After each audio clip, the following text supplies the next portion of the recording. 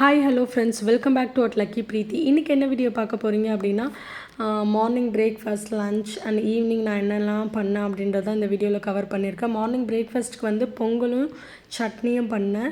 சட்னி வந்து ரொம்ப தண்ணியாக தான் பண்ணியிருக்கோம், ஏன்னா நல்லா ஊற்றி பிசைஞ்சு சாப்பிட நல்லாயிருக்கும். ஏன்னா பொங்கலில் ஸோ நல்லா தொளர ஊற்றி சாப்பிட்டா நல்லாயிருக்கும் அப்படின்னு சொல்லிட்டு தனியாக பண்ணியாச்சு. அதிலே வந்து தாளிச்சும் ஊற்றியாச்சு. ஸோ லஞ்சுக்கு போகிறதுக்கு முன்னாடி ஒரு ஜூஸும் போட்டு நல்லா சூப்பராக குடித்தாச்சு.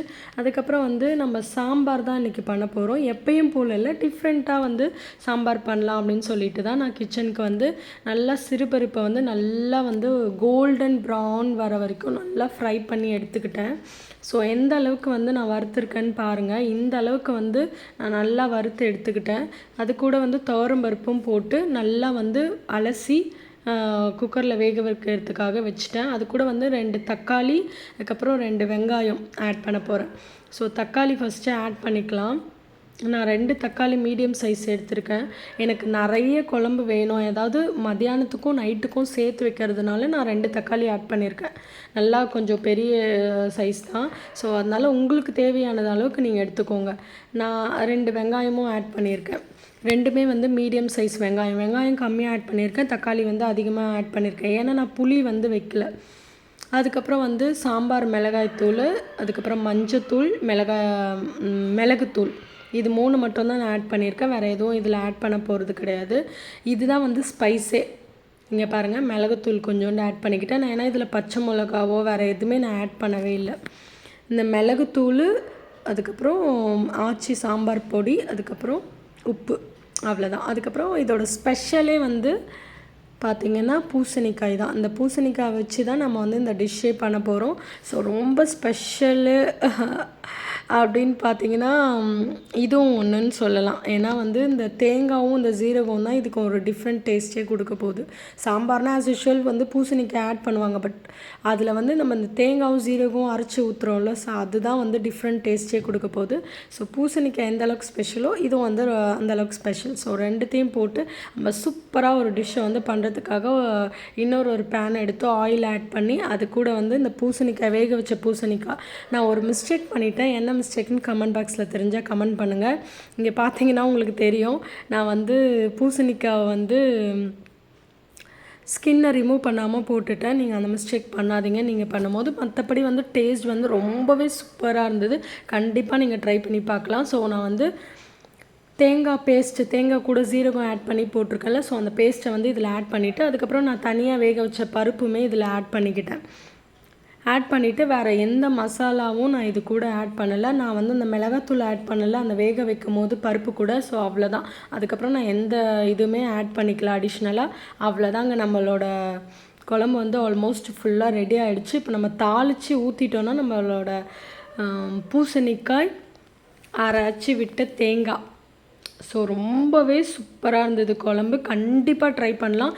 இதில் வந்து தக்காளி வெங்காயம் போடாமல் வந்து இன்னொரு இதுவுமே இருக்குது. அது கண்டிப்பாக நான் வந்து ஃப்யூச்சரில் வந்து போடுறேன். இதை தாளித்து ஊற்றுனேன்னா நல்லா மணக்க பூசணிக்காய் சாம்பார் வந்து ரெடி ஆகிடும். தேங்காயெல்லாம் அரைச்சி விட்டு ரொம்பவே சூப்பராக இருந்தது. அல்டிமேட்டாக நீங்களும் கண்டிப்பாக ட்ரை பண்ணி பாருங்கள்.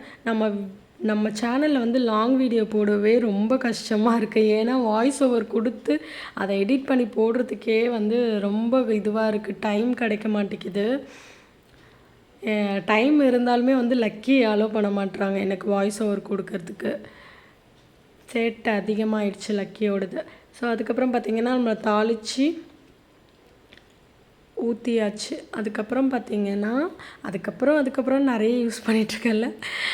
இப்போ பார்த்திங்கன்னா மல்கோவா மாம்பழம் அப்படின்னாலே வந்து சேலம் அந்த அளவுக்கு வந்து ஸ்வீட்டாக சூப்பராக இருந்தது. அந்த மேங்கோ நல்லா கட் பண்ணி நல்லா சாம்பாரோட வச்சு சாப்பிட்டோம். இங்கே பாருங்கள், நல்லா கீ 1 ஸ்பூன் எடுத்து நல்லா தொளர ஆட் பண்ணிக்கிட்டேன். அதில் வந்து இந்த சாம்பாரை ஊற்றி நல்லா தொளர பிசைஞ்சு சாப்பிடும் போது சூப்பராக இருந்தது. நீங்களும் கண்டிப்பாக ட்ரை பண்ணி பாருங்கள். நிஜமாகவே சூப்பராக இருந்தது. இது கூட 2 அப்பளம், ஒரு 4 பீஸ் மேங்கோ வச்சு அன்றைக்கி லஞ்சை வந்து சூப்பராக முடிச்சாச்சுங்க. அதுக்கப்புறம் வந்து ஈவினிங்னால் வந்து ஒரு காஃபி போட்டு குடிச்சிட்டு ஹஸ்பண்டுக்கு மட்டும் டீ வச்சுருக்கேன். அதனால தான் வந்து சீக்கிரம் வந்து நம்ம இதே ஒரே பாத்திரத்தில் அதிகமாக இருக்கும்போது நம்மளுக்கு லேட் ஆகும். ஸோ ஹஸ்பண்டுக்கு மட்டும் டீ அப்படின்றதுனால நான் தனியாக ஒரு குட்டி பாத்திரம் வச்சு ஹஸ்பண்டுக்கு வந்து பால் தனியாக ஊற்றி வச்சுருக்கேன். ஸோ இதில் வந்து நம்மளுக்கு குயிக்காக வந்து ரெடி ஆகிடும். ஏன்னா நம்ம குட்டி பாத்திரத்தில் வைக்கும் போது இன்னும் வந்து அதை விட இது வந்து சீக்கிரம் ரெடி ஆகிடும். அதனால் நான் வந்து இதில் போட்டிருக்கேன். டீ தூள் போட்டாச்சு. ஸோ வந்து டீ ரெடி பண்ணி ஹஸ்பண்டுக்கு கொடுத்துடலாம். அதெல்லாம் நான் வந்து வீடியோவில் கேப்சர் பண்ணல. அதுக்கப்புறம் பார்த்திங்கன்னா ரொம்ப நாள் கழித்து வந்து மேகி வந்து வாங்கியிருந்தோம். ஸோ வந்து இது அதுலேயும் இதில் ஆட் பண்ணியிருக்கேன் பாருங்கள். மேகி வந்து எப்பயும் போல் இல்லாமல் இந்த வாட்டி கொஞ்சம் டிஃப்ரெண்ட்டாக பண்ணோம். ஏன்னா வந்து டிஃப்ரெண்ட்டாக இந்த சென்ஸ் எப்படின்னா, எப்பயும் வந்து நாங்கள் மசாலா வந்து அதாவது தக்காளி வெங்காயம் அப்படி போட்டு தான் நாங்கள் எப்பயுமே செய்வோம். அது வந்து நம்ம சாப்பிட்ட திருப்தியும் இருக்கும், டேஸ்ட்டுமே வந்து நல்லாயிருக்கும். 2 மினிட்ஸ் மேகி அந்த மாதிரி நாங்கள் பண்ண மாட்டோம். பாருங்கள், இப்போ தான் வந்து ஃபர்ஸ்ட் டைம் வந்து நான் இந்த மாதிரி வந்து வெறும் ஆயில் ஊற்றி கடுகு போட்டு தண்ணி ஊற்றி வச்சுருக்கேன். இது நல்லா வந்து கொதித்து வரும்போது நம்ம போட்டுக்கலாம். இங்கே பாருங்கள், இது போடுறதுக்குள்ளே நம்மளோட டீ வந்து ரெடி ஆகிடுச்சு. இது ஹஸ்பண்டுக்கு ஊற்றி கொடுத்துடலாம். இந்த சைடில் பார்த்திங்கன்னா நம்மளோட மேகிக்கு வந்து தண்ணி வந்து கொதித்து வரணும். அதுக்கப்புறம் நம்ம மேகி மசாலாஸ்லாம் ஆட் பண்ணி அது நல்லா பாயில் ஆகி வந்தோடனே நம்ம மேகியை போட்டுக்கலாம். மேகி வந்து ரெகுலராக யூஸ் பண்ணுறது இல்லைங்க. நாங்கள் ரொம்ப நாள் ஆச்சு. ஃபஸ்ட்டுலாம் வந்து ரெகுலராக யூஸ் பண்ணிகிட்ருந்தோம். ஒரு வீக்லி ஒன்ஸ் அந்த மாதிரிலாம் பண்ணிகிட்ருந்தோம். இப்போ ரொம்பவே ஸ்டாப் பண்ணியாச்சு. இந்த பேக்கெட்டில் அடைச்சி வச்ச பொருள் எதுவுமே வந்து நாங்கள் இப்போ அதிகமாக சாப்பிட்றதில்ல.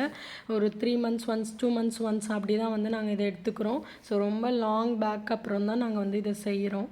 மேகி வந்து வேறு இன்ஸ்டண்ட்டாக டக்குன்னு வந்து பசி எடுக்குது, இம்மிடியேட்டாக பண்ணோம் அப்படின்ற ஒரு இதனால என் ஹஸ்பண்டுக்கு டீயும் ரெடி ஆகிடுச்சு. பாருங்கள், டீ வந்து அதுக்கப்புறம் பாப்பாவுக்கு ஈவினிங் ஸ்நாக் வந்து பொமோகிரானேட் நல்லா வந்து க்ளீன் பண்ணி எடுத்து வச்சுட்டேன். அது வந்து பாப்பாவுக்கு வந்து ஒரு பவுலில் வந்து போட்டு கொடுத்துட்டேன்னா அழகாக சாப்பிடுவாங்க. நீங்களே பாருங்கள் எப்படி வந்து அவங்க ஆக்சுவலி வந்து நல்லா இதை சாப்பிட்றான்னு சொல்லிட்டு நெக்ஸ்ட் டே கொடுத்தோன்னா கண்டிப்பாக சாப்பிட மாட்டா. டெய்லி வந்து அவளுக்கு ஒரு வெரைட்டியாக கொடுக்கணுன்னு எக்ஸ்பெக்ட் பண்ணுவாங்க. அது மாதிரி என்னடா தலையில் பாப்பாவுக்கு என்ன இருக்குதுன்னு பார்க்காதீங்க. ஸ்கெட்ச் எடுத்து அந்த அம்மா கலர் பண்ணுறேன்னு சொல்லிட்டு ஃபேஸ் ஃபுல்லாக வந்து கலர் பண்ணி வச்சுருக்காங்க. அதனால தான் பாப்பாவோட நெத்தியில் வந்து ஃபோர்ஹெட்டில் வந்து மார்க் இருக்கும். ஓகே ஃப்ரெண்ட்ஸ், நெக்ஸ்ட் வீடியோவில் பார்க்கலாம். பாய் பாய். சப்ஸ்கிரைப் பண்ணி பெல் ஐக்கனை கிளிக் பண்ணி வச்சுக்கோங்க.